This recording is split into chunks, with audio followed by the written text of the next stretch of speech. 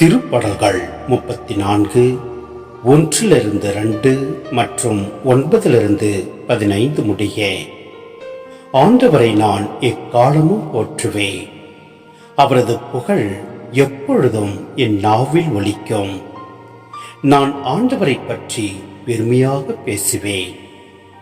எளியோர் இதை கேட்டு அக்களிப்பர். ஆண்டவரின் தூயோரே, அவருக்கு அஞ்சுங்கள். அவருக்கு அஞ்சுவோருக்கு எக்குறையும் இராது. சிங்கக்குட்டிகள் உணவின்றி பட்டினி இருக்க நேரிட்டாலும் ஆண்டவரை நாடுவோருக்கு நன்மை ஏதும் குறையாது. வாரீர் பிள்ளைகளே, நான் சொல்வதை கேளே.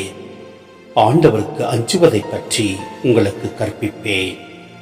வாழ்க்கையில் இன்பம் காண விருப்பமா? வாழ்வின் வளத்தை தூய்க்குமாறு நெடுநாள் வாழ நாட்டமா? அப்படியெனில் தீச்சொல்லி நின்று உன் நாவை காத்திடு. வஞ்சக மொழியை உன் வாய்விட்டு விலகிடு. தீமையை விட்டு விலகு, நன்மையை செய். நல்வாழ்வை நாடு, அதை அடைவதிலேயே கருத்தாயிரு. ஆண்டவர் கண்கள் நீதிமான்களை நோக்குகின்றன. அவர் செவிகள் அவர்களது மன்றாட்டை கேட்கின்றன.